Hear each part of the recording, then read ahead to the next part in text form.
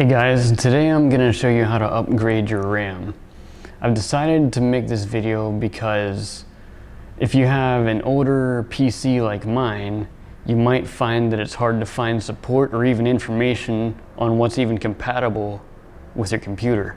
So I thought this video might be very helpful for people because when it comes to RAM, you have to make sure it's compatible or else you might spend money on something that you can't even use. So hopefully this video will be very helpful for you guys, and we're going to start with just the specifications and making sure things are compatible. At first glance you might think it's just kind of a silly idea to even have a video like this, because for the most part if you have a relatively new PC, it doesn't even have to be very new at all, you can just go to a website like Crucial, which is great for your hardware, and you could do a scan and they'll just tell you what it is. However, if your PC is old, like mine is actually a Toshiba Satellite P55T Charlie, or C. For the military people, that's Papa 55 Tango Tac Charlie. And I used to be able to look up RAM upgrades for this computer, but if you look now, Crucial will just basically tell you, you're out of luck, we don't have that stuff anymore. By the way, one thing I like about this is the battery is literally screwed in, so it's pretty rugged. It's not just going to pop out on you for no reason, like can happen with some of those that just kind of clip in. So if you want a good, dependable laptop, that's a good design to have. So the first part about getting your RAM upgraded is firstly determining what RAM is even going to work, because for one thing, if you have the wrong memory type, it won't even plug into your motherboard in the first place, and then you just spent money on something you can't even use. In all fairness, you'll probably get your money back if you tell them that, but there might be some sort of thing about terms of agreement or whatever. By the way, with this laptop, it's old enough that you have to take off this whole panel before you get into the RAM in the first place. Some of these same satellite type laptops, you can actually just open up a panel and get right to the RAM. So that's another benefit to this, is not all laptops are the same, and if you're like me and you're trying to find a way to do this on your own, then you might find yourself doing a lot of research. So hopefully I'm going to save you a lot of that trouble. So in regard to finding the compatible RAM,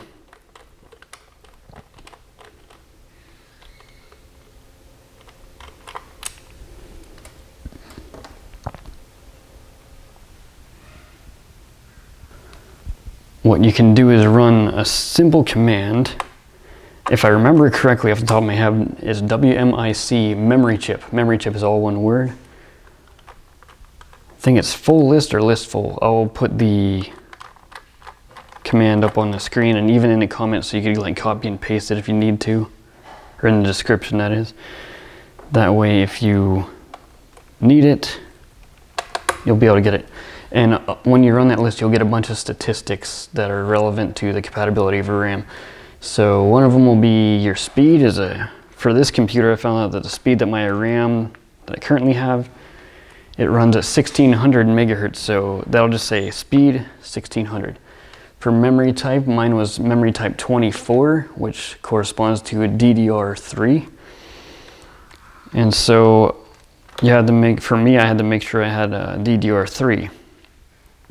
Then form factor 12. I'm pretty sure, and I'm not gonna just make stuff up here, but I think for the most part, laptops, you're gonna have form factor 12, which is SO-DIMM. The last part is, I was like wanting to make sure that I had a safe RAM in other ways where like I wasn't gonna fry something. And so that would be the voltage. I actually just had to Google the voltage on this computer based on system info. You could just type in system info, all one word. And when you type that in, you'll get a lot of info, including like the make and model of the device you're working on. That way, you can just Google like what the voltage is for it. Mine was like 1.37 or something like that. So at any rate, I made sure that the RAM that I was getting used that voltage. So now I'm using a plastic spudger. You might not really be able to see that too well, but that way I'm not going to damage the plastic cover.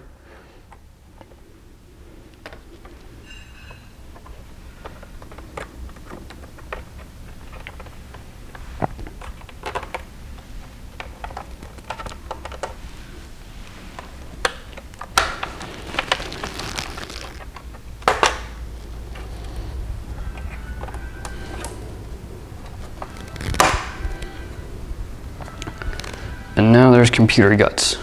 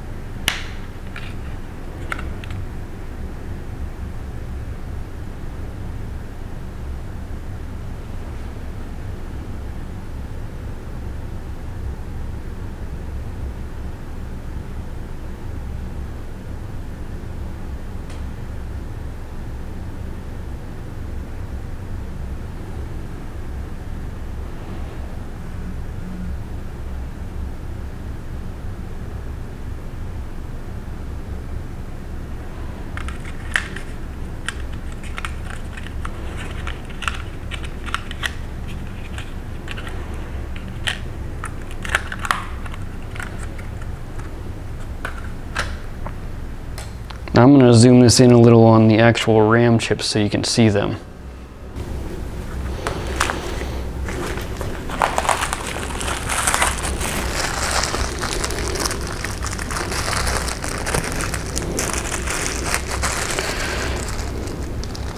Now there are some people that will like laugh at this idea of using this like ESD strap, and I would say that I agree with them, but just for the sake of safety, I clipped it to a hard point on my laptop, and now we're gonna get to work.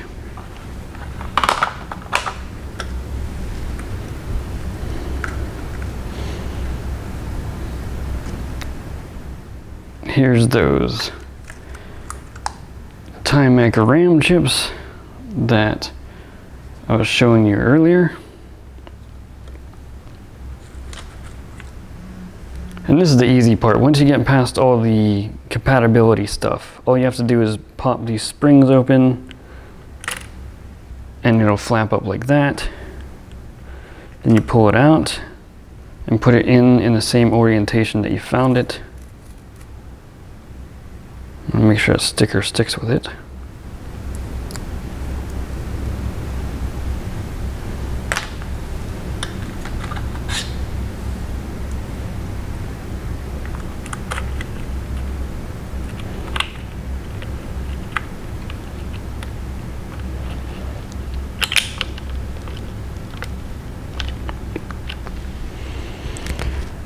Then same thing on this side. I was going to pop it. Whoa, that one flew right out. But I'll show you you already seen it, the information where it talks about the RAM type and everything and speed and all that.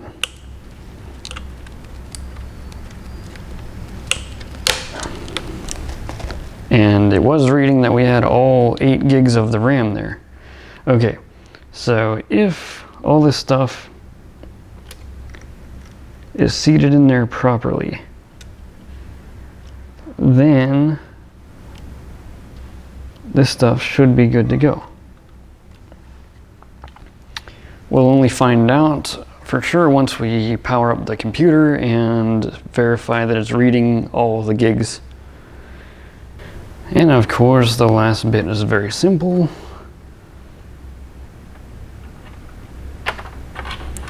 All we're doing is just putting the shell back on, or whatever this thing is called. I don't know if that was a question on the A+ test. And then we stick the battery back in, if it'll cooperate. And then all I'm gonna do for now is just screw the battery's screws in and leave the rest undone in case I didn't properly seat the RAM or something. That way, if I have to undo this and try to fiddle around with the RAM sticks, then I will know that I don't have a whole lot of rework to do. That's the downside about this very old PC, is that I don't just have a simple door to get to the RAM like some of these satellites actually do have. I have to take this whole back panel off. So that's why I'm only putting in these screws, just to make sure I have a good solid battery connection. And let's just see the results of our little RAM job we just did here. All right, so we're firing it up. Okay, we're seeing visuals, text on the screen. Hopefully it'll load up just fine like usual.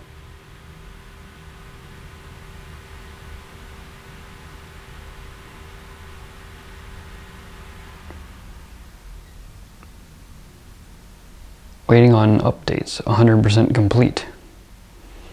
Getting Windows ready, don't turn off your computer. Okay, so apparently it's recognizing at least that there's a change in the system somewhere.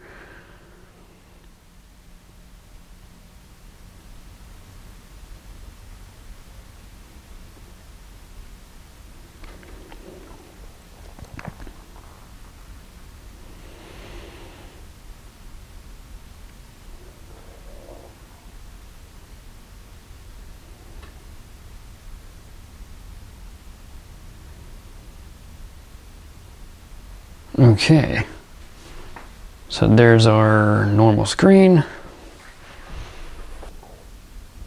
All right, and as you see, everything could load up like normal.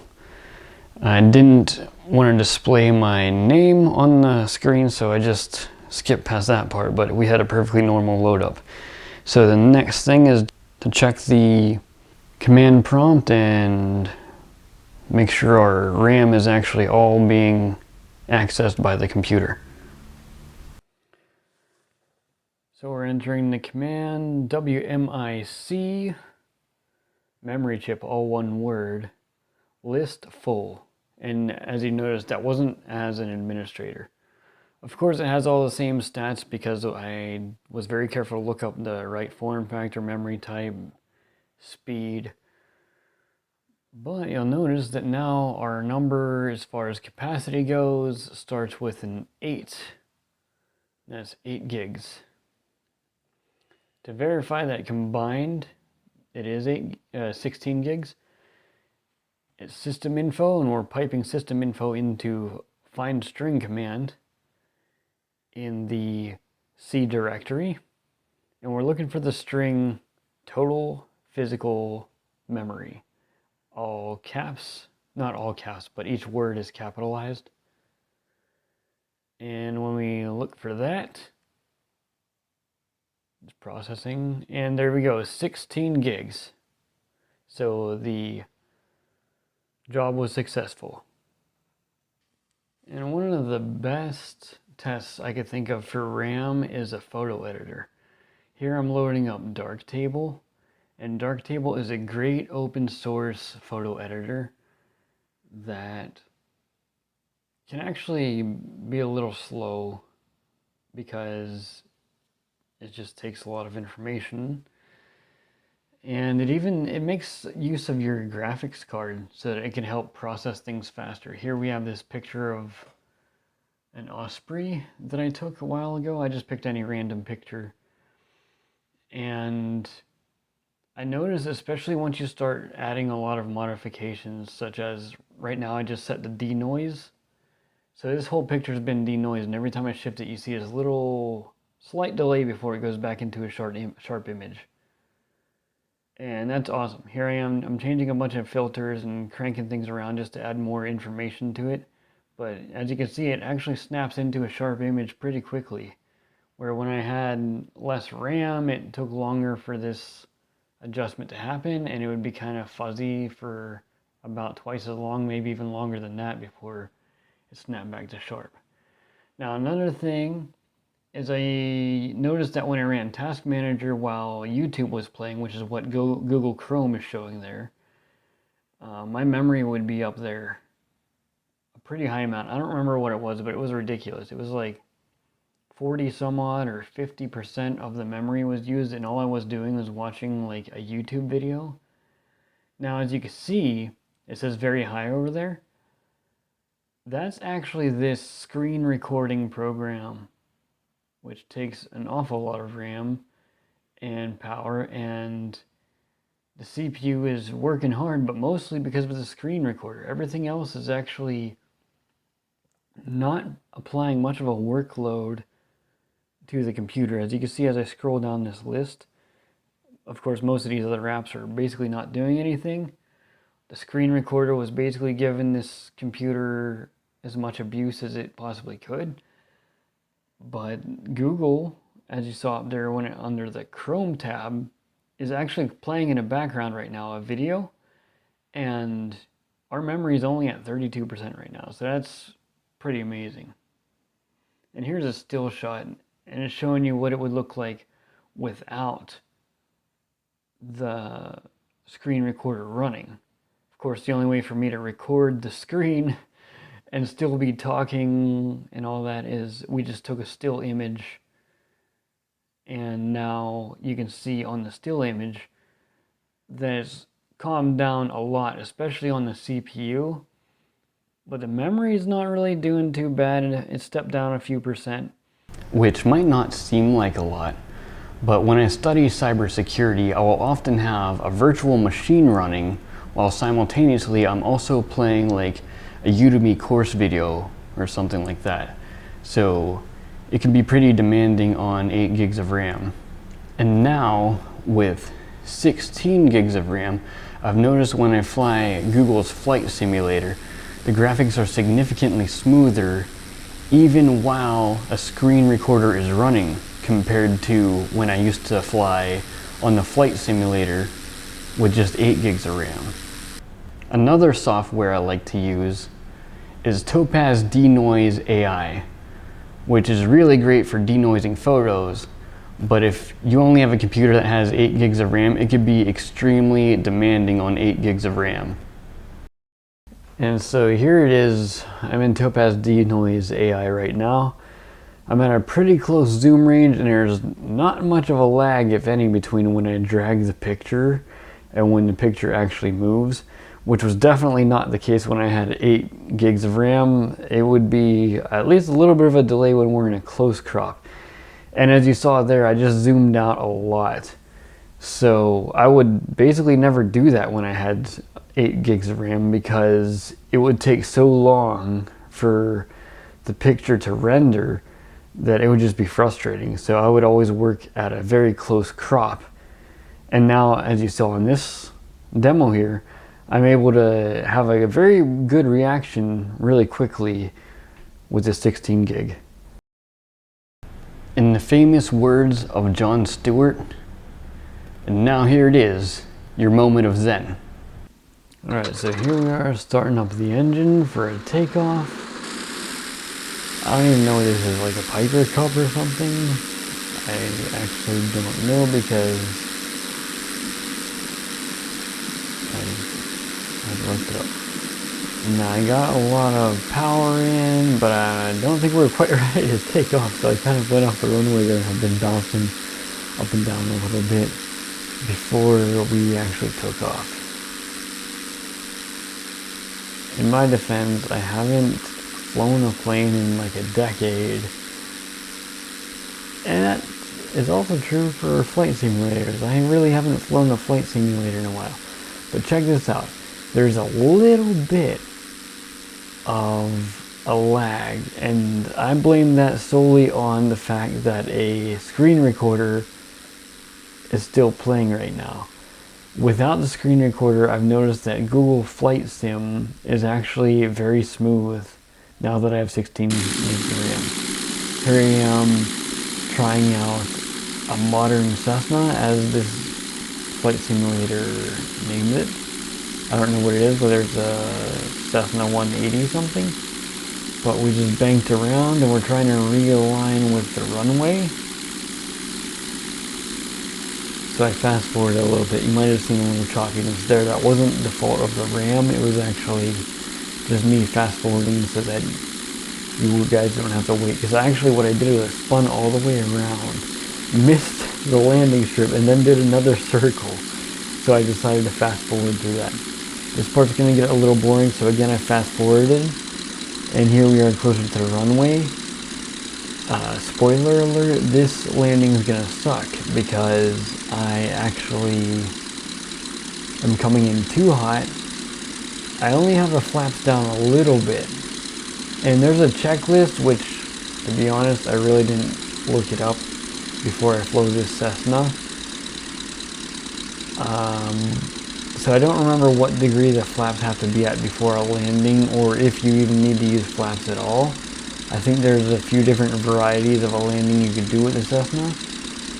But I do remember from when I was in pilot school that when you land you have to set off the stall horn, and so I'm definitely coming in too hot. You see I'm bearing the nose down. You're really not supposed to do that. You're supposed to just let the lack of energy from the engine bring you down at a nice level so you could touch the wheels down nice and smooth. Here I am trying to basically force a landing, but I have too much energy. See, I bounced off because I was trying to stall, and you did see the stall signal pop up there. Whoa, what am I doing? I don't know. Whoa, stay on the tarmac, stay on the tarmac. Jeez, what's wrong with you? Are you a drunken pilot? Yeah. So in a Cessna and some other aircraft, you're actually supposed to set off the stall horn before you touch your tires on the ground. And that's what I was attempting to do there, but we had too much energy because I came in too hot. And maybe I should have had the flaps down a little more, maybe I should have started slowing down earlier. So here we go again. This time, lessons learned from the last flight, I'm going to make sure that I control my engine power early.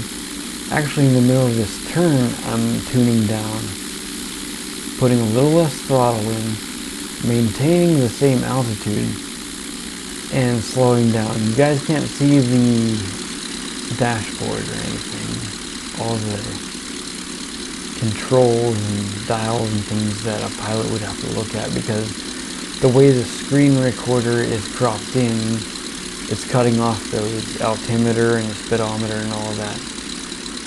But just know that I'm coming in a little slower than usual. You can see I just put down a little more flaps to help reduce the speed. And here you can see I'm forcing the nose down, which really isn't a great move. Ideally, you'd be right in line with the ILS. The ILS, the lights would be white like all the time as you're going in, and you should touch your tires right down on the numbers when you're about ready to land. These landing strips don't actually have numbers, but the first set of like double hashes that are right in the front, and then the last set that are like fat double hashes, You basically want to land in front of the first set of double hatches or directly on them, or anywhere beyond there, but not after the big fat double hatches. It looks like, you know, a vertically positioned equal sign. And you can tell right here, I can tell I'm way high in altitude, so I'm just kind of forcing the nose down. I'm reducing the engine power to the point that right now you can tell that I turned off my engine because I'm coming in way too hot to make this landing. Because what I'm really trying to do in this one is hit between the first set of these two white dashes and the second set, where normally you'd see the numbers displayed on the runway. I think I'm about to miss that here. And yeah, I overshot that.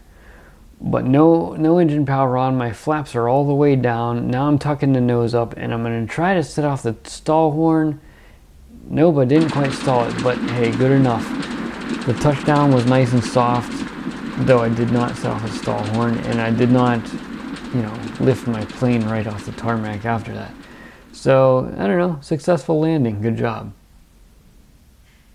Alright, that's all I got. So I hope you found this video useful, and good luck with your RAM upgrades.